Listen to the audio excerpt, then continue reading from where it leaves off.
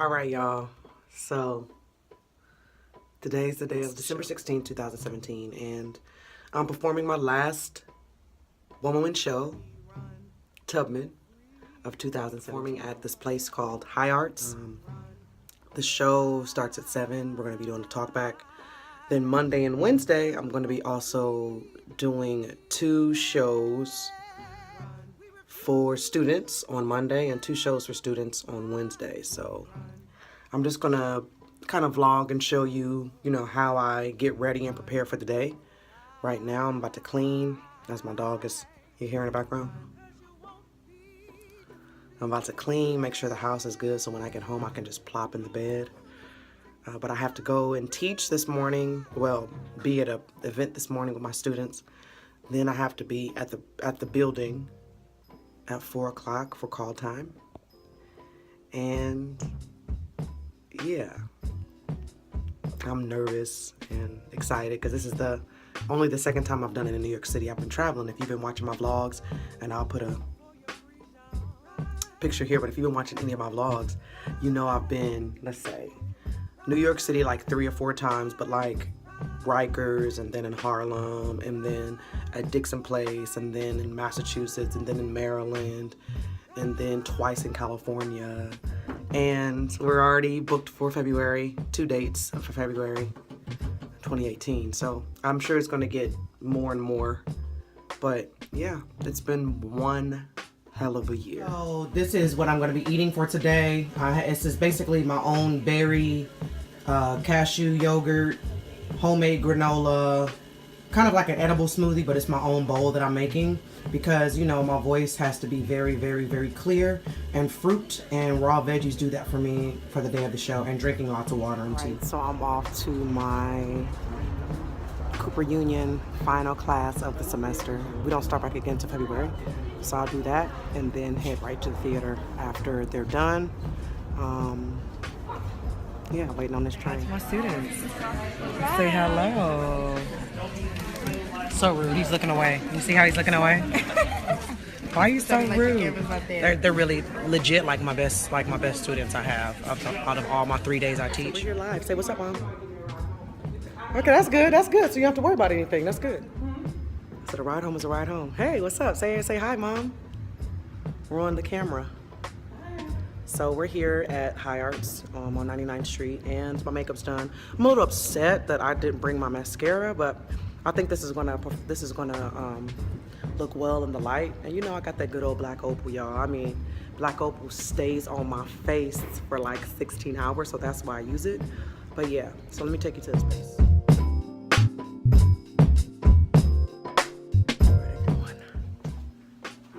What's going on? This is I have 75. the musicians. Say what's up. Basic there. JR. This is the stage manager, Mikal. I'm getting it together. When I first met her, it was terrible because I couldn't pronounce her name right. So I've been working on my CH pronunciation. She's awesome. We've been working together. She's doing great things and work. And this is my logo in the back, as you know and see. And yeah, y'all, we doing all right out here. There's Dewey. Everybody say what's up to Dewey. And then there's Aaron. He's the general manager right there. So we get it. Say what up. So we're about an hour out of the show right now, and we're just getting our lighting down. We're getting our sound together. Got the live band happening. We got about 50 people coming, 60 people coming. So it's gonna be a nice night. And then, yeah. Got on the train. Got to 145th Street. And my brothers got up real quick and ran off the train. And you know what I had to do, right? I had to get up and run after them. You will see me. Invisibility like Ralph Ellison. Overqualified bodies got them questioning. Every move I make, every word I speak, this is damn near slavery. There will be no yes ma'ams or yes sirs. Classroom compliance, obedience or blurred. Shakespeare in the ghetto, 3rd or 4th grade reading level, planting hope in the ghetto, broken windows, education suspended for nothing, cuffed them, cause they might have looked at her funny, talking quite crazy, missing 5 days on purpose, education hazy, resilience, a superpower, common core, cancer shower, in this historical parade, but today will be the day ever meant to blow them away. That's a lot of questions in one, but I got this. Okay, so the conversations that I just recently performed at the Schomburg in front of grades 6 to 12. I didn't know how they were going to receive it, but I was like, let me just go for it, whatever. And of course, all the kids were like, oh, but they were like, oh, I didn't know she was going to rap, oh. So that was good. I was like, all right, should I keep going? And also other performances as well, but especially that one because the talk back and the questions were so thoughtful and critical. And so a lot of the administrators said, oh my gosh, I know teachers like that, or I've been through that, or I know a girl just like that.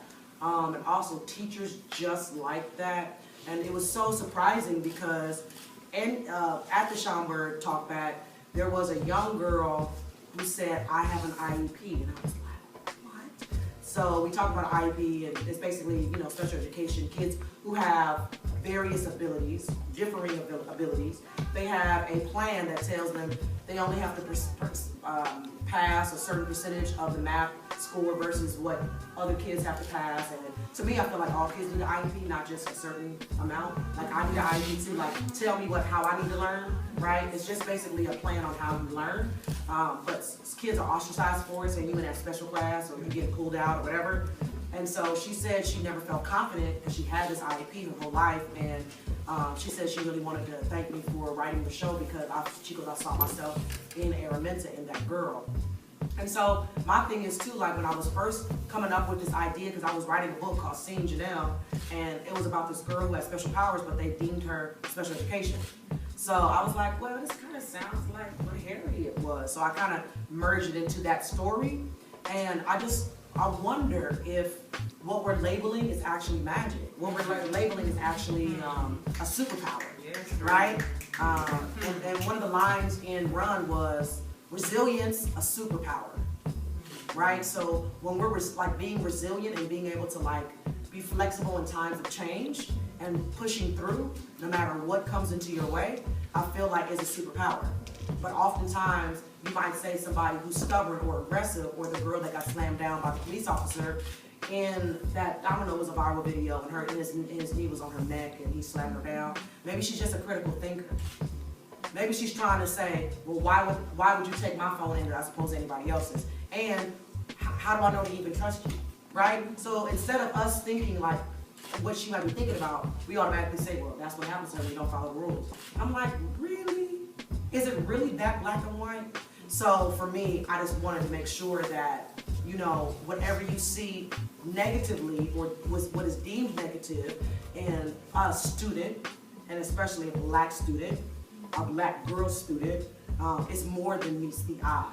It's beyond just the anger. It's beyond just the assertiveness or aggressiveness that they might be labeled. Here live. That's a terrible reason. Post show. It was really great. We're at Fairburger right now, having some food and celebrating, and it was a really great turnout. And, Yeah, of course. Because she didn't have that conversation that I